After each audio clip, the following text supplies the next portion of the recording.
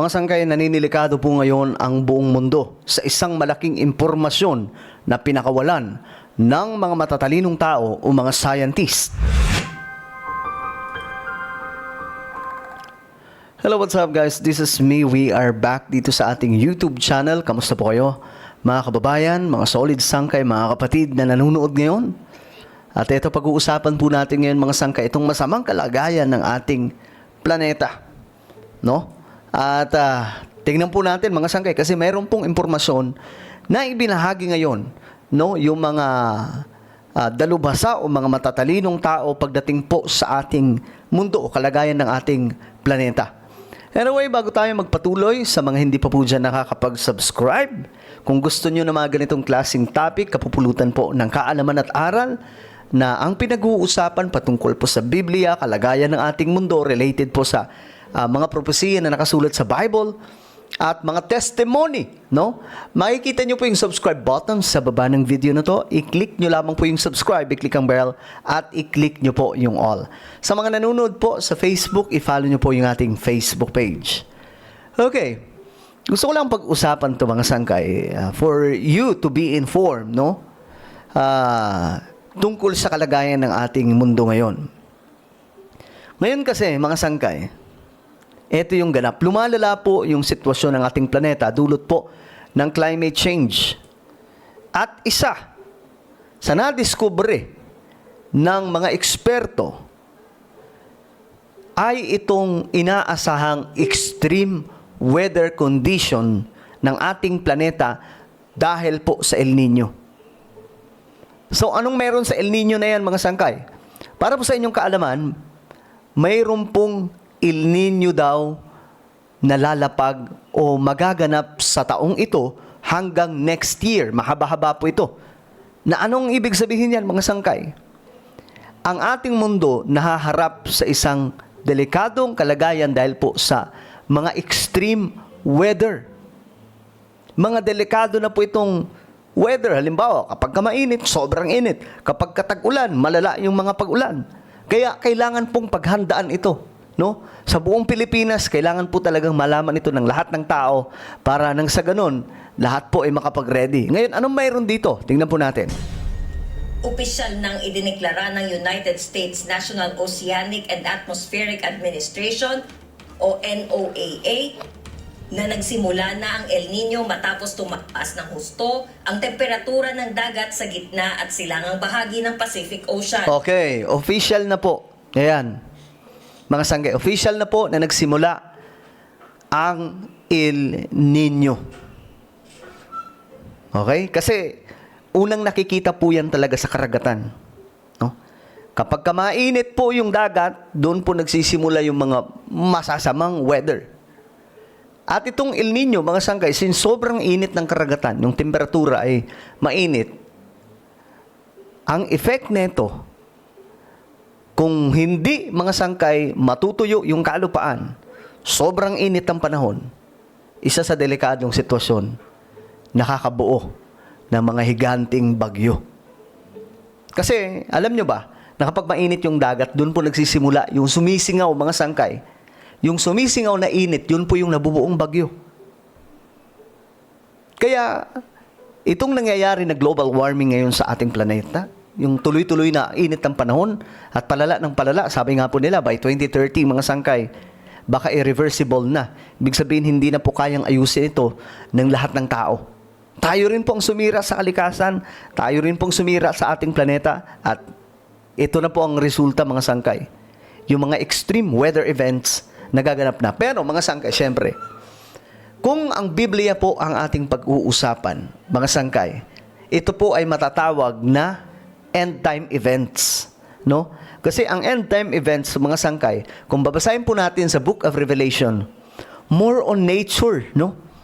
Ang gagamitin ng Diyos para magkaroon ng destruction ng ating planeta.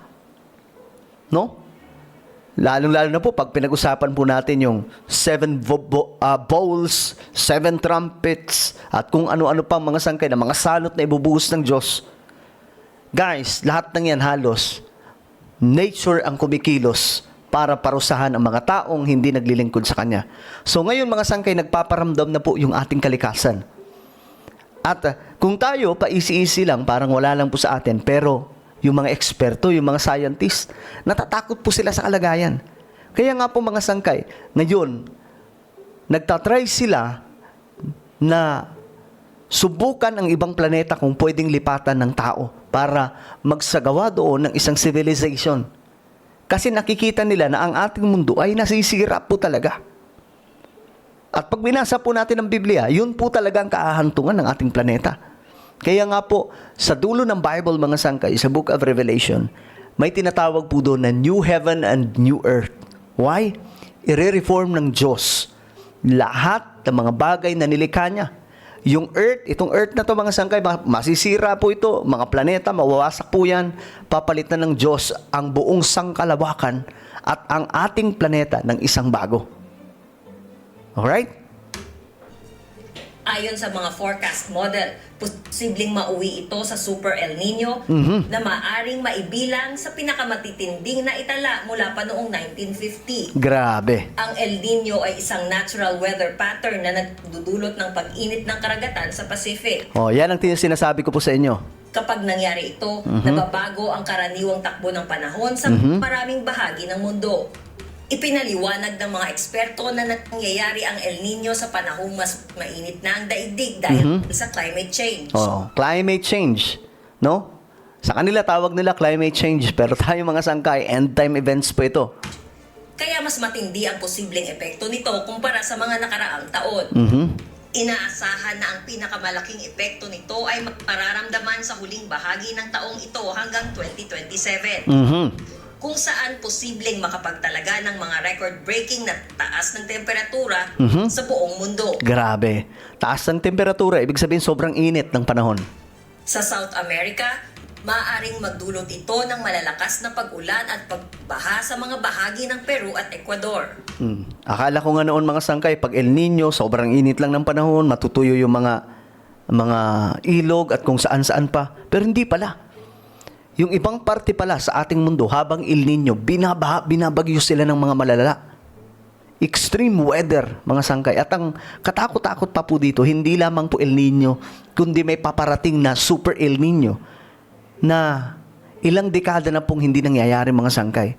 So kung mangyayari ito, ay naku po, maghanda po tayong lahat.